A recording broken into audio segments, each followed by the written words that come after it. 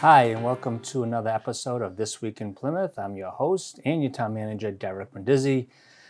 This time we have Chief Dana Flynn, who's going to join us on today's episode. Chief, thanks for joining us. Well, thanks for having me. So, Chief, just by way of introduction, I've been doing this show for about a year now, and the whole goal of this show is really to, one, provide good information back to the community, and to dispel any misinformation that's out there. And so, I think this forum has been a good opportunity to do just that. And so, we have a lot to cover today, and Yes, honestly, I've been doing this for a year, and we haven't had a chance to have this conversation. No, first time.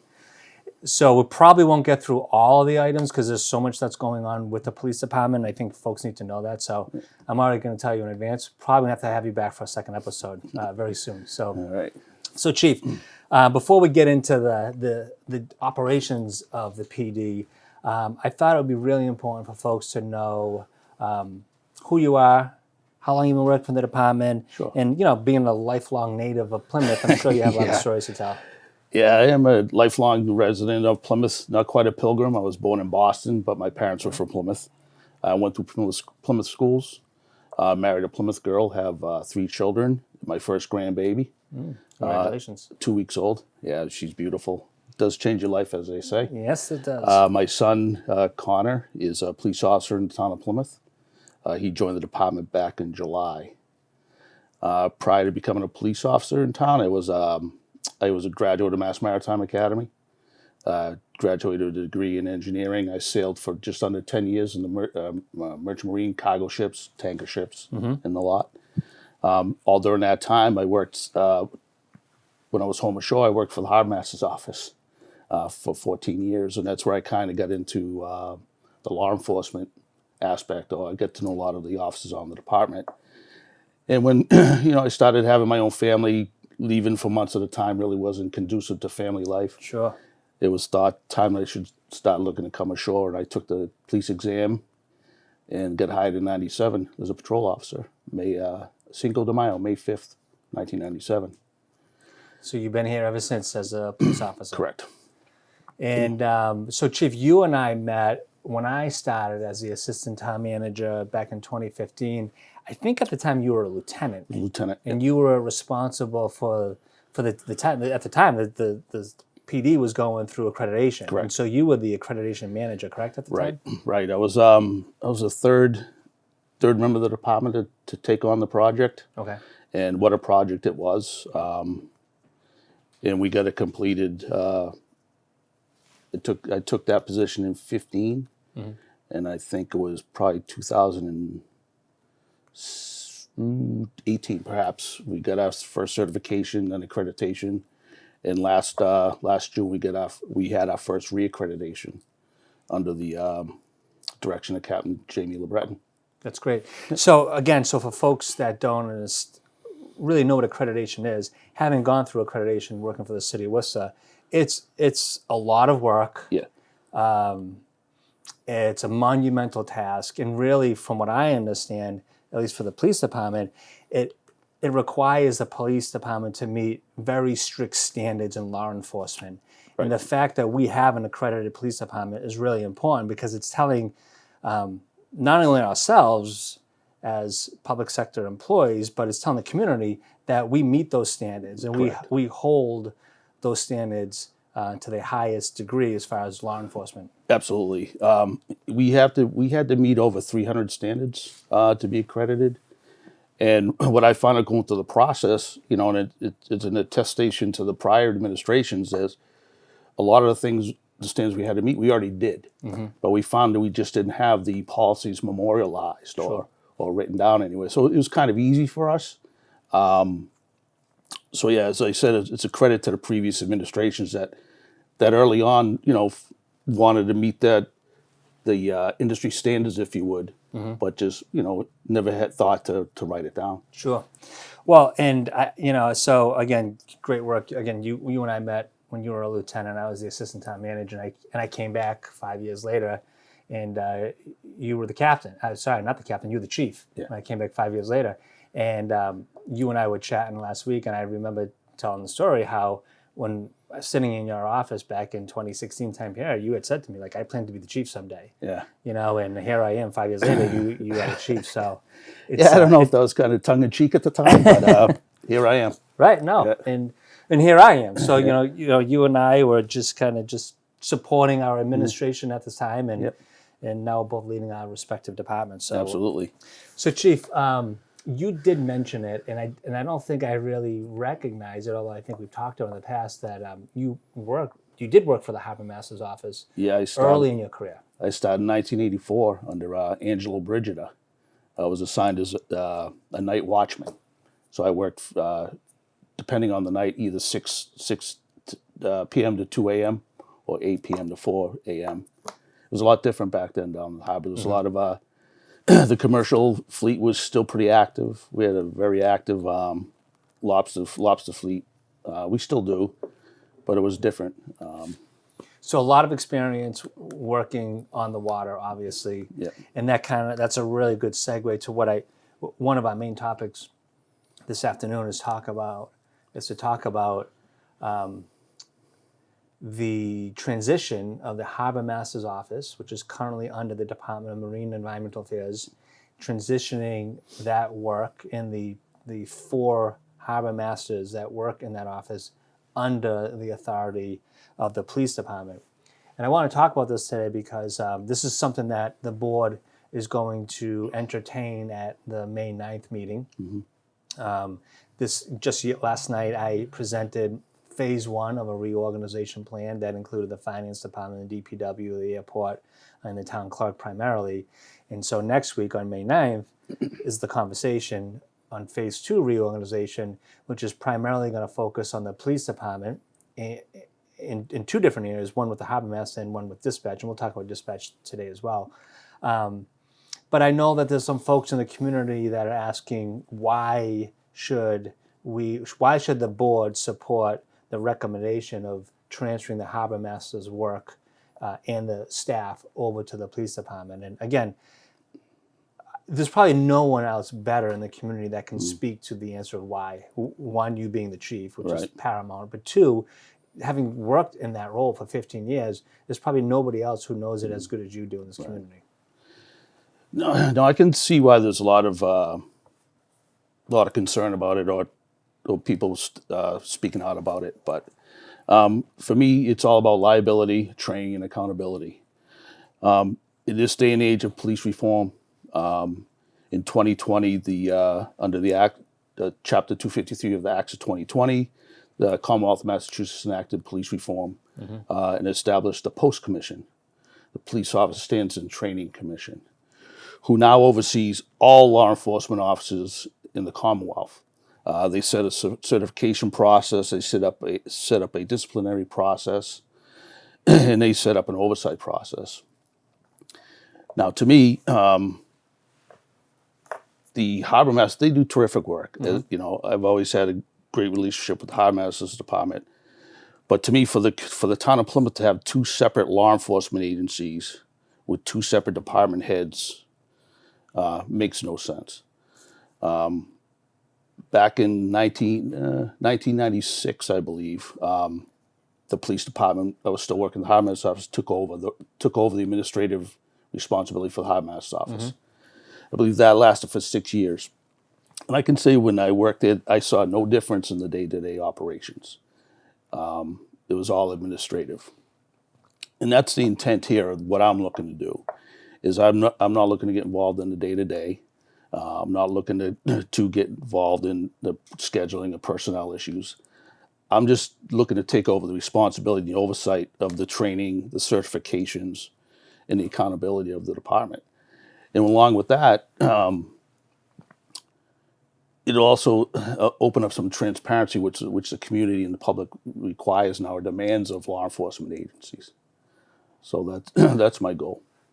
No, and I think intent. Yeah, and I think that's a really important piece. And I want to say it again because I don't want folks to miss the point that police reform was enacted in, was it 2020? 2020. 2020.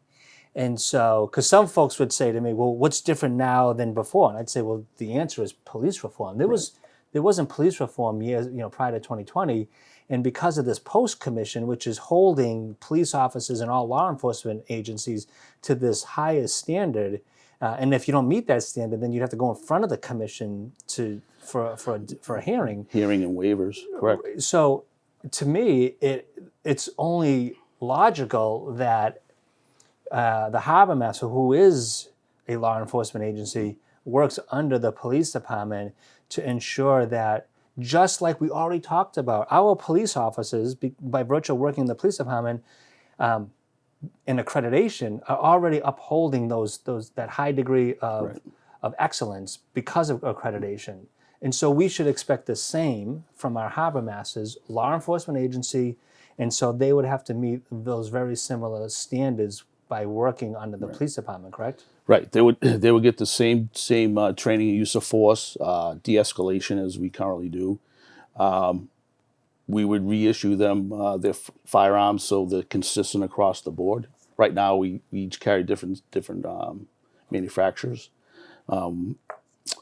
They would also fall under our rules and regulations and our policies regarding conduct. But again, I think it would help professionalize them a little more. As I said, they do a great job. I have a boat in the harbor. I've had it for a million years down there. However, I think it'll give them another leg up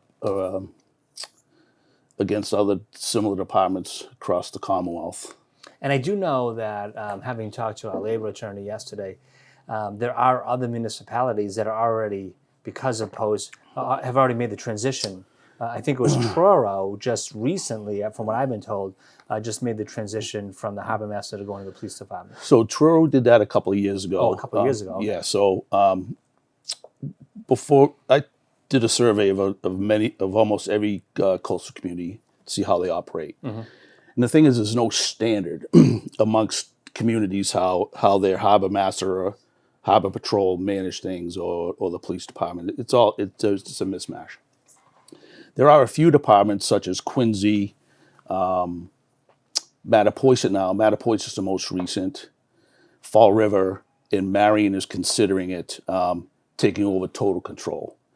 And when I talked to those four agencies, the driving factor behind that was post. Really?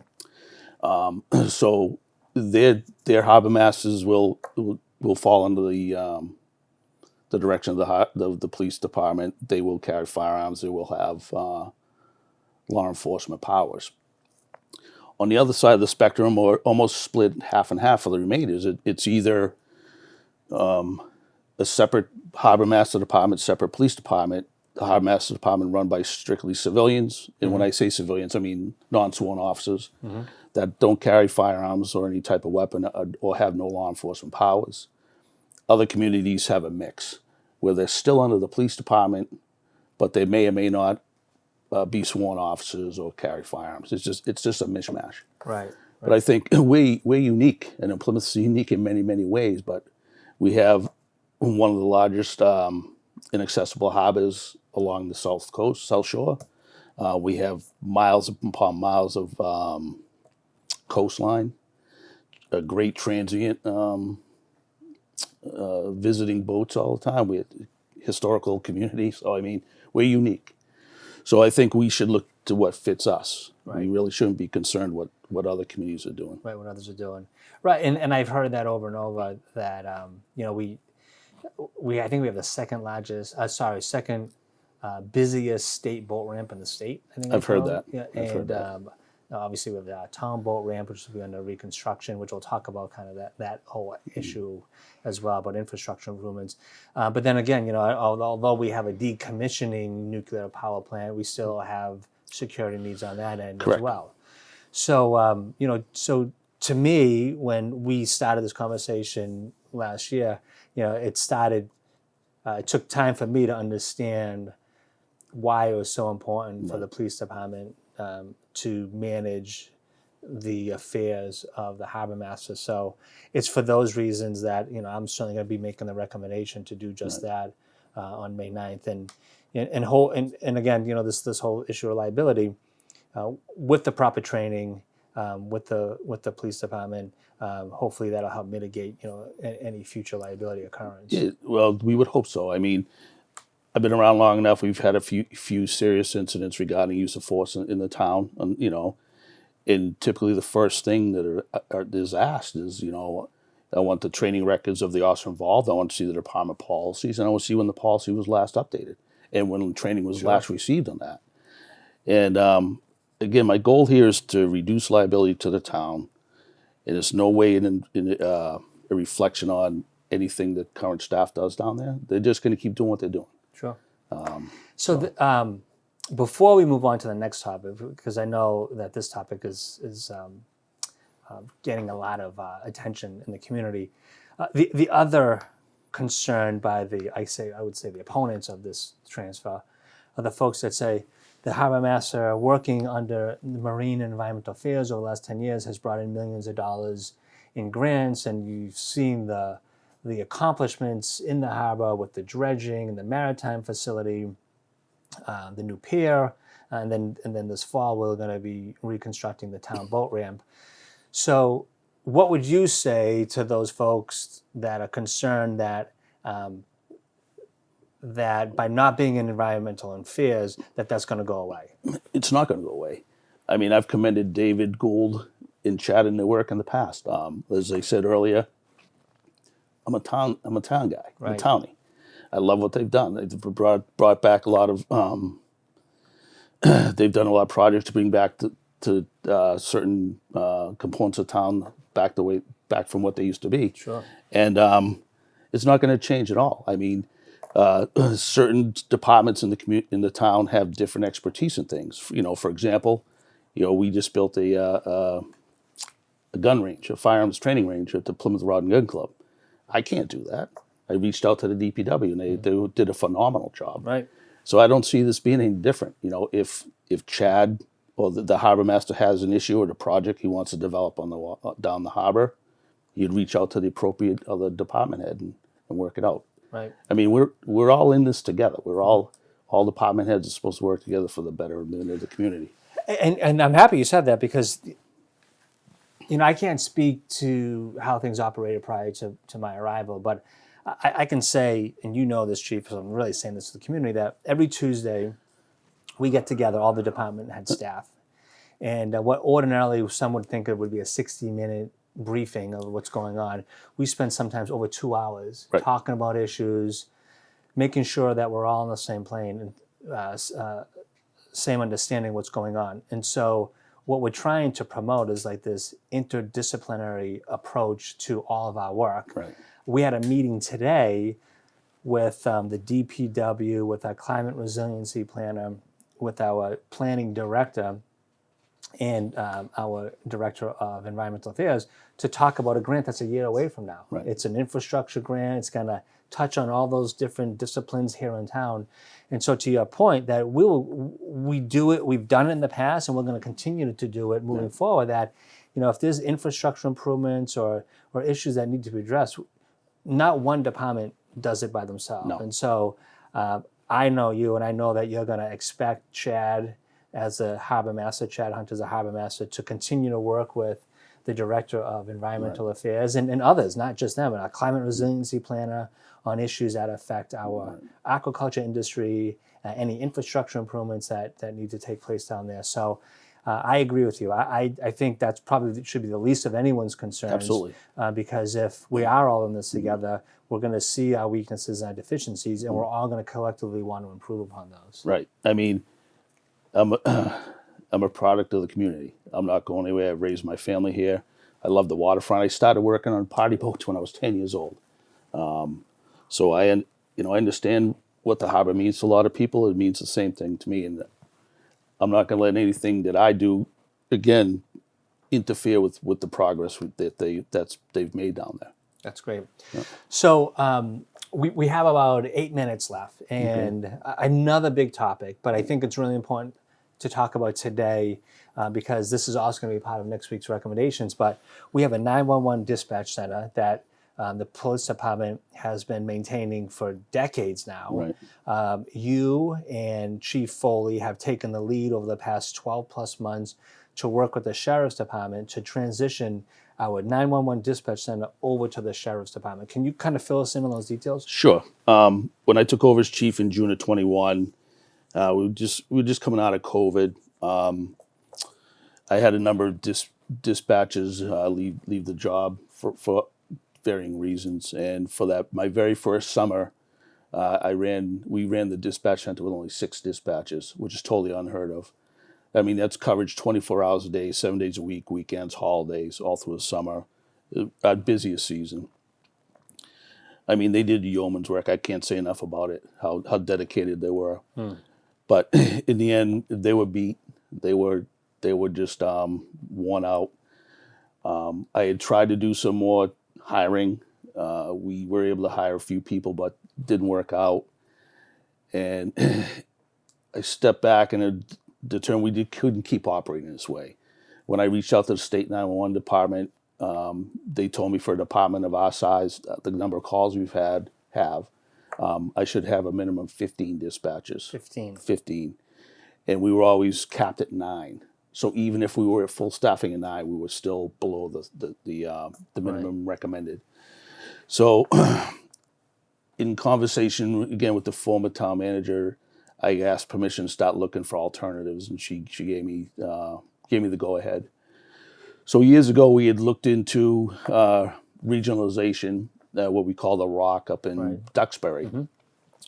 So I reached out to them, and I had a conversation with them, and they were horrified at the numbers that we generate. Sure.